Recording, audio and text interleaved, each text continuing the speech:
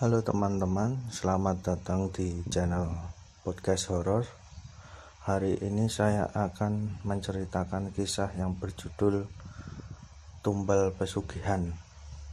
Oke, nggak usah lama-lama, langsung masuk saja ke ceritanya. Aku Refli, umurku 27 tahun. Aku akan bercerita tentang peristiwa seram yang aku alami 7 tahun yang lalu. Ketika itu umurku masih 20 tahun. Begini ceritanya. Waktu itu tahun 2013. Ketika itu aku tinggal di Malang di rumah Tante Mai. Tante Mai adalah adik bapakku yang nomor 4 dari 7 bersaudara. Beliau tinggal di Malang karena memang bersama suaminya punya usaha di kota Apel itu. Suami Tante Mai, Om Roy, lebih sering ke luar kota dalam rangka mengurus bisnisnya yang digelutinya. Jadi, praktik hanya ada aku, Tante Mai, Rifka, anak laki-laki Tante Mai, dan 3 orang asisten yang membantu mengurus rumah dan segala keperluannya. Ya, hanya kami berenam yang tinggal di rumah besar dan mewah ini. Rumah mewah dan besar, benar. Tante Mai dan keluarga menempati rumah yang menurutku sangat besar dan mewah.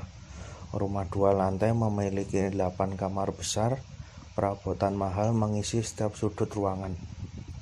Rumah ini juga berdiri di atas tanah yang sangat luas, nyaris 1 hektar, karena itulah halaman dan pekarangan yang dimiliki jadi sangat luas juga. Setelah lulus SMA di Jogja, aku sempat menganggur hampir selama 1 tahun. Kenapa nggak kuliah? Bapak belum cukup punya uang untuk biayanya. Aku bisa mengerti tentang hal itu. Ya sudah, tinggal di Malang saja, biar tante dan om yang membiayai kuliah kamu. Hitung-hitung sambil menemani tante di rumah supaya jadi agak ramai kan kalau ada kamu. Begitu ucapan Tante Mai ketika datang berkunjung dan mengetahui kalau aku menganggur setelah lulus sekolah. Ya sudah, singkat kata, bapak dan ibu setuju untuk aku berangkat ke Malang dan tinggal di rumah Tante Mai. Hingga akhirnya sekitar awal tahun 2013, aku memulai hidup di kota Malang, kota besar yang sama sekali belum pernah aku kunjungi sebelumnya. Aku akan bercerita sedikit tentang keluarga Tante Mai. Yang aku ingat, Tante Mai dan Om Roy menikah pada pertengahan tahun 90-an. Sebelumnya mereka adalah teman sekolah. Pernikahan mereka dikaruniai Durga, malah adalah anak pertama perempuan. Lalu kenapa di awal cerita tadi aku hanya menyebutkan Rifka? Malah kemana? Malah sudah meninggal tahun 2008, meninggal tragis karena kecelakaan motor. Jadi anak mereka hanya tinggal Rifka seorang. Seringkali aku mendengar kalau mereka meminjam atau meminta uang dari kakak-kakaknya untuk sekedar menyambung hidup. Begitulah hidup mereka. Bapakku sudah beberapa kali menyarankan agar mereka tinggal dan hidup, tapi mereka nggak mau, tetap bersikukuh ingin hidup di Malang. Sampai akhirnya kabar juga itu datang. Mereka mengabarkan kalau malah meninggal kecelakaan. Keluarga besar kami sangat sedih dan kehilangan. Malah anak yang pintar, menyenangkan, akrab dengan keluarga.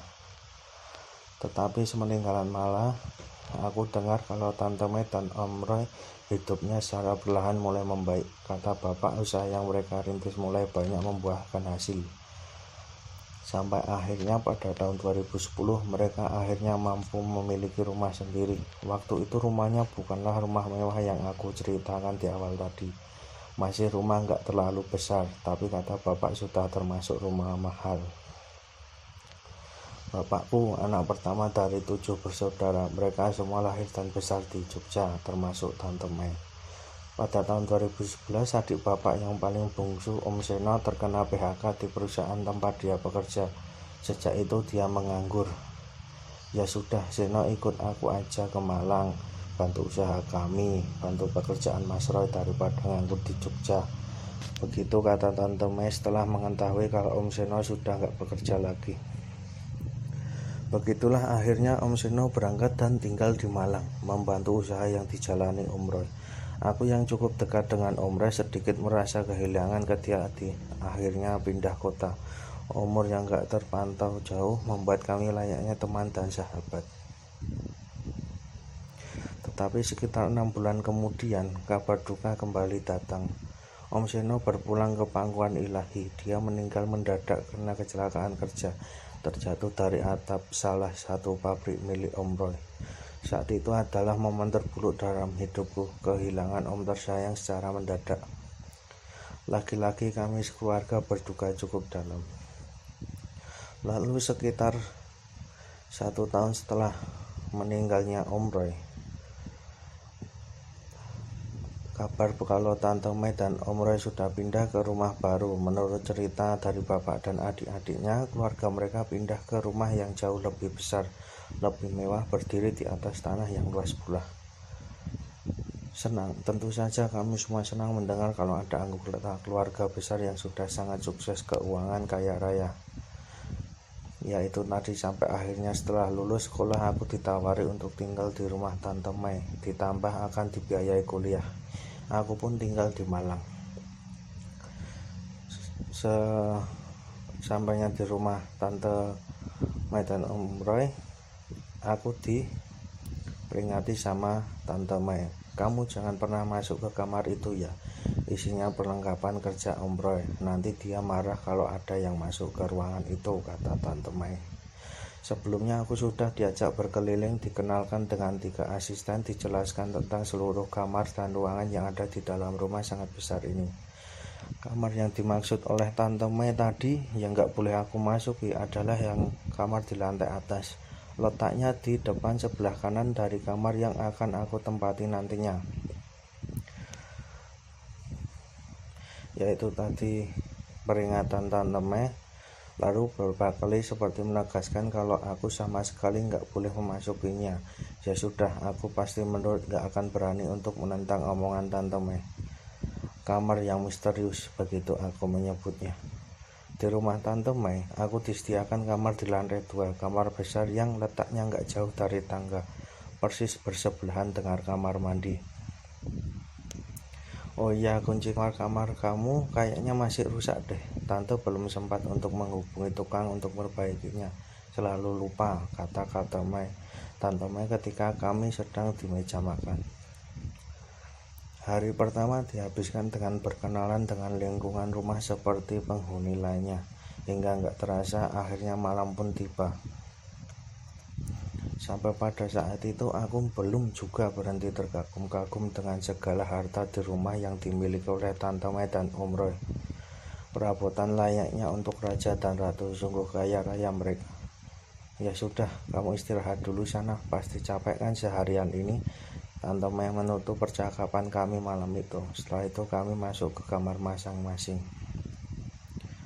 Jam 9 malam aku sudah berada di kamar. Isi kepala masih terus saja berkutat pada kekaguman dan kekayaan Tante Mei dan Om Roy. Mungkin sekitar jam 11 malam aku akhirnya bisa tidur. Tidurku cukup nyenyak tapi nggak lama. Iya, tidur nyenyakku nggak lama. Sekitar jam 2 aku kembali terjaga.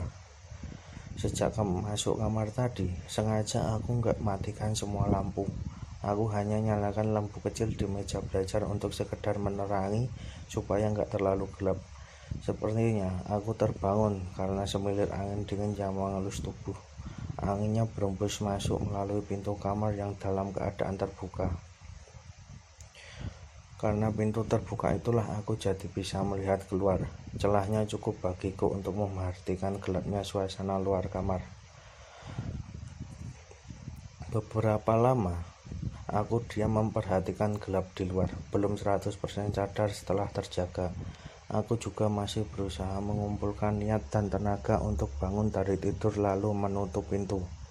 Seiring bergulirnya waktu dan mulai terbiasa, aku merasa ada yang mengganggu pandangan. Walau gak begitu jelas, tapi sepertinya aku melihat ada sosok di ruang tengah. Sosok itu berdiri diam memperhatikan aku yang masih berbaring di tempat tidur. Beberapa detik aku terus memperhatikan sampai kemudian timbul mendekati pintu untuk memastikan. Tapi setelah sampai, tiba-tiba bayangannya itu gak ada lagi. Sudah gak ada di tempatnya lagi. Mungkin salah lihat, begitu pikirku. Lalu menutup pintu rapat-rapat, aku kembali tidur. Hari berikutnya aku jalani seperti biasa. Belum ada kegiatan perkuliahan. Waktu itu pendaftaran masuk universitas memang belum terbuka. Seiring berjalannya waktu jauh lebih akrab dengan penghuni rumah. Mbak, memang kamar atas depan kamarku itu isinya apa sih? Kok sepertinya misterius sekali. Nggak ada orang yang boleh masuk, tanyaku kepada Mbak Ning pada suatu ketika. Mbak Ning adalah salah satu ART. Oh, kamar itu ya, saya juga nggak tahu pastinya, lawang saya juga nggak pernah boleh masuk walaupun hanya untuk membersihkan. Pintunya kan selalu dikunci. Jujur, selama tinggal di kamar atas, beberapa kali aku mendengar suara-suara aneh yang cukup membuat merinding. Beberapa kali aku melihat ada bayangan hitam tinggi besar melintasi lewat depan pintu kamar. Mungkin rumah ini terlalu besar bagi penghuni yang hanya segelintir saja, jadinya cukup menyeramkan, begitu pikirku. Tetapi begitu sudah hampir 3 bulan tinggal di rumah Tante Mai, walaupun gak begitu jelas, pada akhirnya aku bisa melihat isi kamar misterius itu. Kok bisa begini ceritanya? Di tengah asiknya berponsel ria, selepas jam 10 aku mendengar sesuatu. Ada suara yang sumbernya dari luar. Aku mendengar dari suara pintu terbuka perlahan. Saat itu, aku belum tahu pintu manakah itu karena ada 4 kamar di lantai atas. Mungkin terbuka tertiup angin, begitu pikirku dalam hati. Tapi tiba-tiba terdengar suara lagi. Kali ini sepertinya suara pintu tertutup.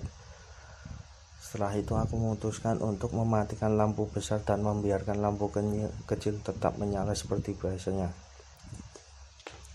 Ketika hendak merebahkan tubuh di tempat tidur, lagi-lagi terdengar suara pintu yang terbuka perlahan. Saat itulah timbul rasa penasaran.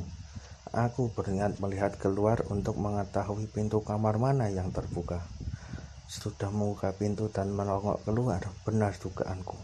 Luar kamar sungguh gelap gulita, hanya sedikit garisan cahaya dari luar rumah masuk melalui jendela yang jadi penerangan. Cahaya terang muncul menyapu setiap sudut ruangan lantai 2 yang luas ini. Aku jadi bisa melihat cukup jelas, hening dan kosong. Tentunya itulah pandangan yang ada di hadapan. Sampai akhirnya pandanganku terhenti di salah satu kamar yang pintunya dalam keadaan terbuka. Ya, ternyata kamar yang pintunya terbuka adalah kamar misterius itu. Penasaran mengalahkan segalanya. Akhirnya aku memutuskan untuk mendatangi kamar itu.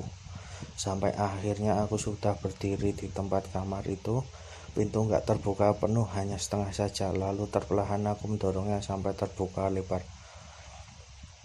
Kemudian aku mengarahkan cahaya ponsel ke dalam kamar. Pada saat inilah aku melihat semuanya. Yang pertama aku lihat adalah tempat tidur besar berkelambu di sisi kiri. Kelambunya yang bagian depan dalam keadaan terbuka sehingga aku dapat melihat kasur di dalamnya. Dinding ruangan tertutup seluruhnya dengan kain berwarna hitam. Kain hitam itu menutupi sampai ke langit-langit. Tuhan, ruangan apa ini? Aku bergumam dalam hati. Walaupun belum sempat melihat semuanya, tapi aku sudah berniat untuk kembali ke kamarku saja.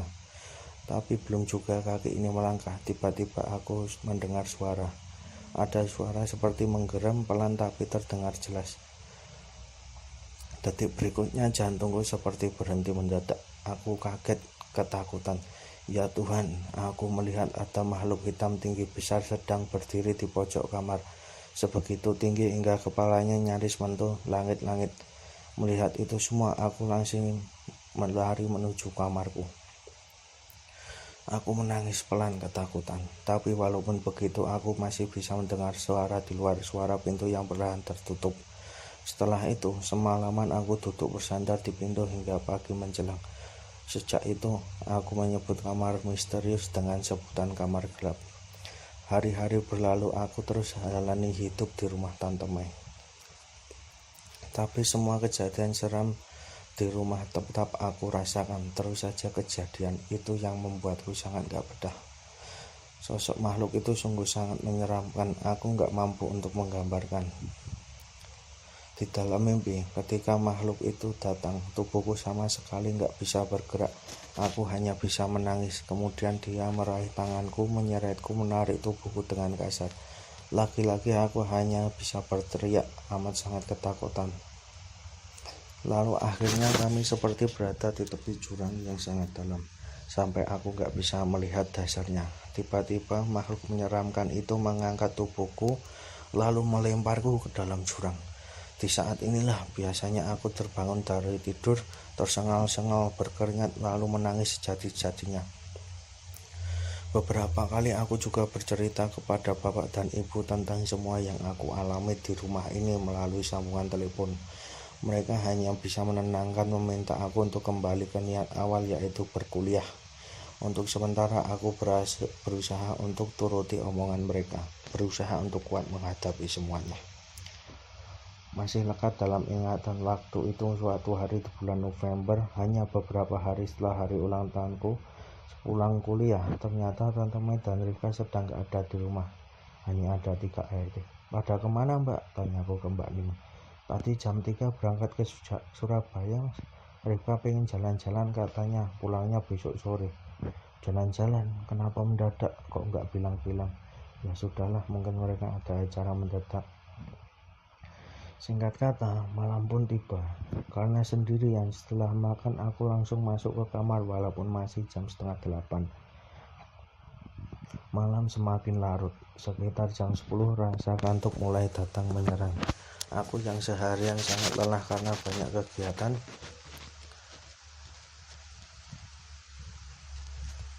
tapi agak lama jam 1 tengah malam aku terjaga. Lagi-lagi hembusan angin dingin menerpa tubuh membangunkanku. Setelah sekian banyak peristiwa yang sudah kau alami di rumah ini, aku jadi gak berpikir panjang untuk langsung bangkit dari tidur, berniat untuk menutup itu. Tapi ketika aku sudah berada dekat pintu dan tak menutupnya, duk duk duk duk, tiba-tiba aku mendengar suara seperti itu. Aku terus diam berdiri menajamkan pendengaran, coba menebak dari mana suara itu berasal. Duk duk duk duk, suara itu masih saja terdengar, sementara aku terus berdiri di pinggir. Awalnya aku belum melihat apa-apa karena rumah dalam keadaan gelap gulita. Tapi setelah mata sudah terbiasa melihat dalam gelap, akhirnya aku melihat sesuatu. Aku melihat si empunya suara langkah kaki itu. Sosok makhluk tinggi besar menyeramkan melangkah pelan menuju tangga-tangga besar menuju lantai atas, tempat di mana aku sedang berjaga. Seketika itu juga tubuhku merinding. Aku ketakutan. Tapi walaupun begitu, aku masih saja diam terpaku memperhatikan semuanya. Melihat makhluk menyeramkan itu yang akhirnya sampai juga di depan tangga lalu menaikinya. Dia menuju ke arahku, terus berjalan pelan melangkahkan kakinya di anak tangga satu persatu.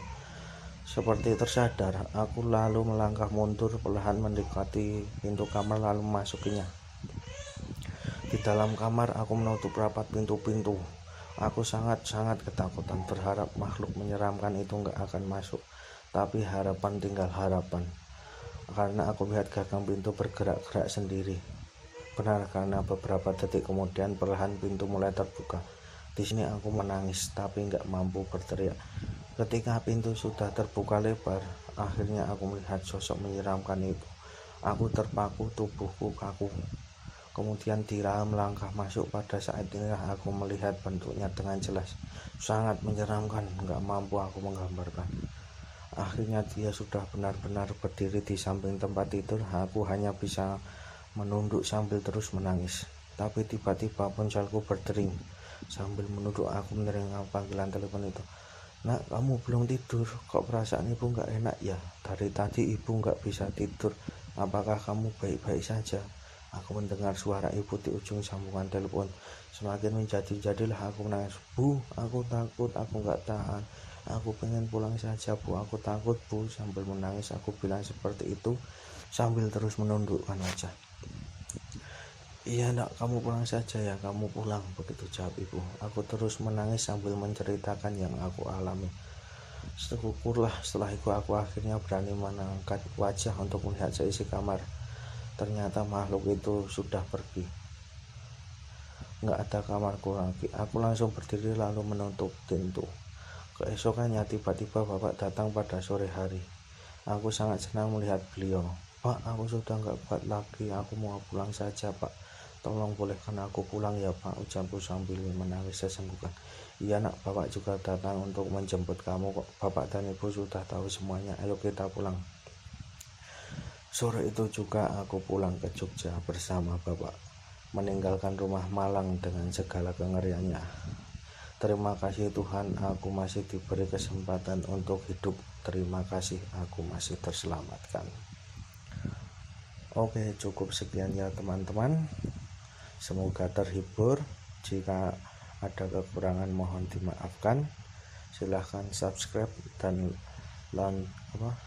aktifkan lonceng notifikasinya ya teman-teman, biar kalau ada update terbaru tidak ketinggalan. Bye bye.